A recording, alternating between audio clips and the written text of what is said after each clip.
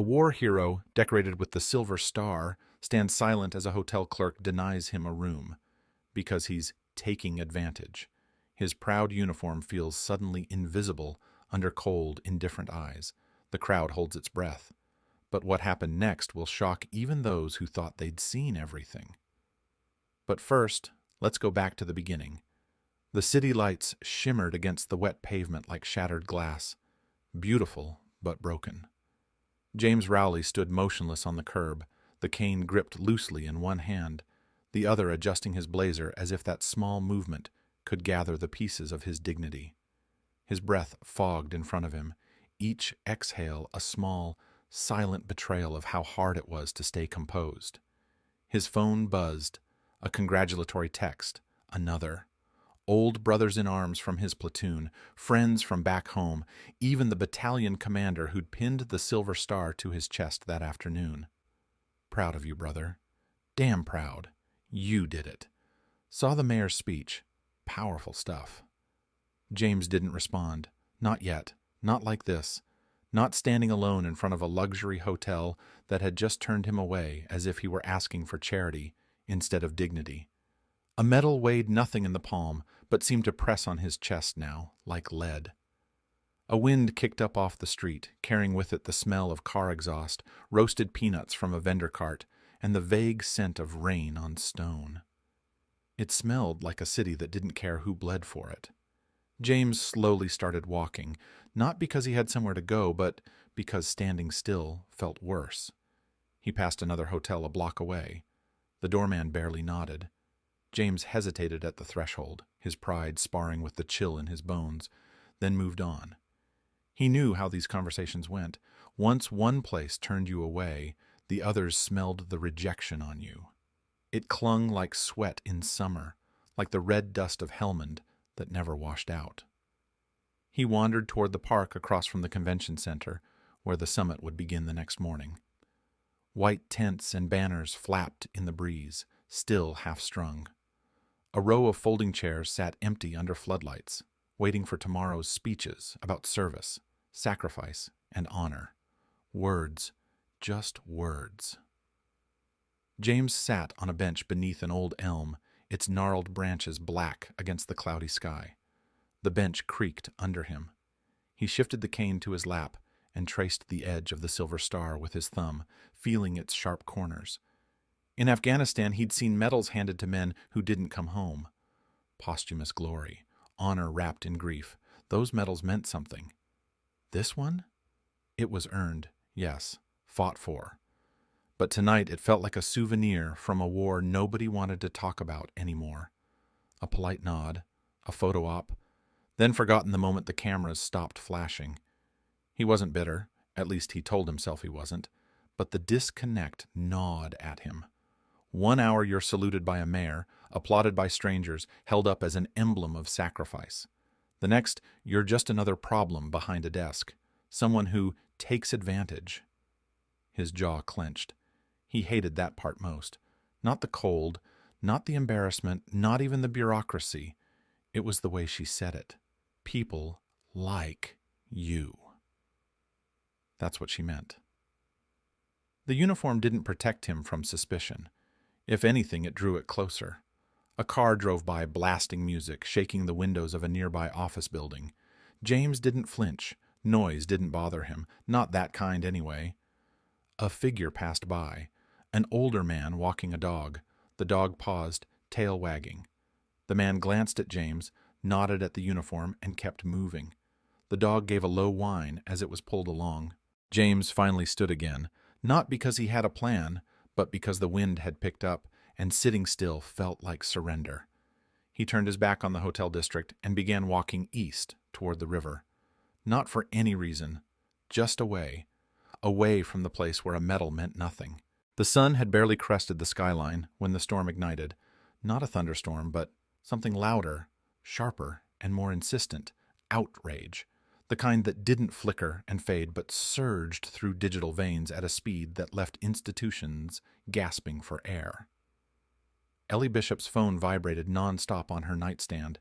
She hadn't slept. She hadn't meant to start a wildfire. But by 6:17 a.m., Her post had gone from a quiet, almost apologetic whisper to a full-throated national reckoning. She sat in her kitchen, still in sweatpants, coffee untouched. The clip played on a loop on her screen. James Rowley, stoic, quiet, his chest decorated with the silver star, his steps slow but resolute, being turned away like a vagrant. No raised voice, no theatrics, just grace in the face of degradation. That image, that truth, had become an accelerant. Veterans forums erupted first. Within an hour, major military influencers with millions of followers shared the video. The hashtags weren't just trending, they were climbing into headlines. Veterans deserve better. Silver Star shame, Hatshot Hotel disgrace. They came like waves, each one louder than the last. By 8 o'clock a.m., the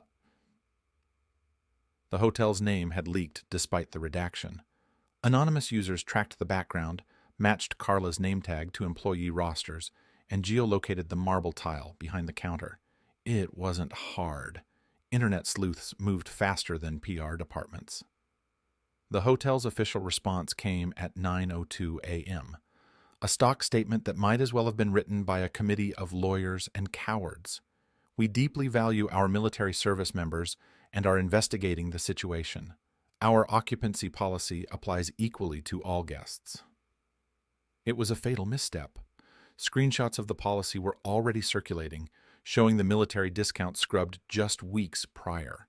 Former employees began anonymously sharing internal memos that discouraged accepting block-rate guests, without verification of profitability. Someone even posted a Slack message where a manager joked, "Veterans don't tip like corporate guests." It didn't matter if it was real. The damage was done. By 10:45 a.m., national networks picked up the story. Ellie watched in stunned silence as her name was cited on CNN, then NBC. Local reporter sparks outrage after hotel denies decorated veteran A room. It felt surreal, like watching someone else's life unfold. Then came the turn no one predicted. At 11:22 a.m., a separate post appeared. A grainy photo taken long ago showing two Marines, dusty, bloodied, arms slung around each other for support, in a war-torn village.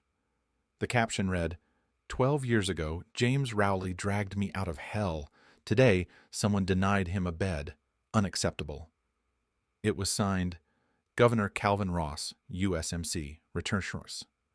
Phones froze under the traffic spike. Newsrooms scrambled. Every editor, every reporter, every producer had the same question. Who the hell is James Rowley? Ross didn't wait for the press to come to him. At noon sharp, cameras gathered on the Capitol steps as the governor stood tall, dressed in a simple gray suit. No podium, no notes. Just him and the truth. "I was a Marine once," he began, "and I've never forgotten the name of the man who carried me bleeding through open fire. His name is James Rowley. You've seen the clip. What you didn't see is the man behind it.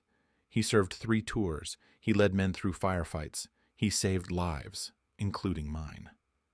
He paused, the air thick with emotion. Reporters leaned in. And yesterday he was denied something basic, not charity, not privilege, just a room, because of a policy that forgot what honor means. "Well, let me fix that." Ross took a breath, voice rising. "From this day forward, May 15th will be recognized across this state as Veterans Honor Day. It will commemorate not just James Rowley, but all those who return home and are asked to prove their worth all over again. And this afternoon, I'll be honored to welcome Sergeant Rowley to speak at this very Capitol." The video cut across the nation like a scalpel. Not a soundbite, but a scar. The kind of moment that sears into public memory. The hotel tried again, an apology this time, a real one, they claimed. They offered a suite, a press conference, a donation to a veterans charity. It didn't matter anymore, because the country had made up its mind, and James Rowley had become more than a man. He was a mirror, and people didn't like what they saw reflected back. James never sought the spotlight, the media frenzy, the viral outrage, the flood of well-wishes. They were foreign to a man who had learned, in the crucible of war, that humility often meant silence. After the sting of being denied at the hotel, he did not storm back in with demands or bitterness. Instead, he spent that first night back quietly, accepting a cot offered by an old friend at the local VFW post, a modest refuge among men who understood the unspoken burdens of service. The worn walls echoed with laughter and stories, but also the muted ghosts of sacrifices long past. Here, James was not a headline. He was just a brother in arms. Yet, when the call came from the governor's office, inviting him to speak at the Capitol, something shifted, not in his belief or values, but in his sense of responsibility. The governor, a man saved by James's own hands in a faraway battlefield, insisted that this moment was bigger than either of them. So James shaved, the razor tracing faint lines over years of unshaven grit, and he polished his boots until they shone with a mirror's reflection. His dress blues, once crumpled and folded at the bottom of a duffel bag, were pressed and immaculate once more. Standing on the Capitol lawn, the morning sun casting long shadows over the marble steps, James faced a crowd that spilled beyond the barricades. Thousands had come, not out of obligation, but conviction. Veterans, their faces lined with both hardship and hope, stood shoulder to shoulder with families, children clutching small flags that fluttered like fragile promises. Cameras perched on cranes captured the scene, but none of the spectacle could overshadow the gravity in James's steady gaze. He stepped to the podium, the microphone cold beneath his fingers, and spoke not as a hero demanding accolades, but as a servant of an ideal. "I didn't serve for recognition," he said, voice calm but resonant. "I served because I believe in what this country can be, not always what it is." His eyes scanned the crowd, searching for connection, for understanding. "Today, I believe in it a little more." The applause came suddenly and with force, thunder rolling across the lawn.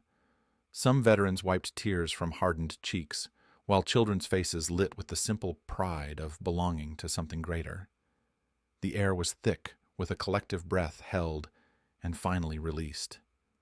Behind James, Governor Ross stood tall, his hand pressed over his heart, embodying the unspoken bond forged between them years ago in blood and fire. The momentum ignited by that day did not dissipate with the crowd's dispersal. Social media swelled with calls for accountability, transforming anger into action. The hotel that had rejected James became a lightning rod for public scrutiny. Phone lines buzzed with complaints and threats of boycott. Corporate offices were inundated with demands for restitution. Within days, the hotel's manager was dismissed, a tacit acknowledgement of the damage done. But the repercussions rippled deeper. The company's leadership, facing a storm of negative press, pledged $500,000 to veterans' housing programs, an attempt to atone for systemic disregard masked as policy.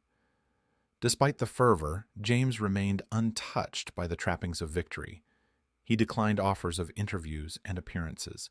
Instead, he returned to the quiet work of service, the kind not recorded on social media or applauded by crowds. That very evening, still clad in his dress blues, he walked through the bright halls of a children's hospital. In his hands, he carried a collection of medals, some polished, some dulled by time, each a fragment of his journey. He knelt beside a small boy with wide eyes and a casted arm, gently placing a medal around his neck. "Courage doesn't only happen in combat," James said softly. "It's here too, facing fears, fighting sickness, and standing tall when the world feels heavy." Around him, the children smiled, their pain momentarily forgotten as they clutched the shining symbols. Nurses and doctors watched with quiet reverence, witnessing a man who had earned honor on distant battlefields now bestow it where it was perhaps most needed. James had never wanted the medal on his chest to mean anything beyond a testament to survival and duty. But in the days after the Capitol speech, the hotel scandal, and the public reckoning, it had become something more. A mirror reflecting not just his sacrifice, but a nation's capacity to recognize and correct its failures. Honor James understood deeply, was not a momentary accolade or a viral sensation. It was a commitment, continuous and unwavering, to those who give everything, seen or unseen. And as he left the hospital that night, the medal resting lightly against his heart, James Rowley carried with him a restored dignity, not granted by others, but reclaimed through quiet grace and relentless integrity.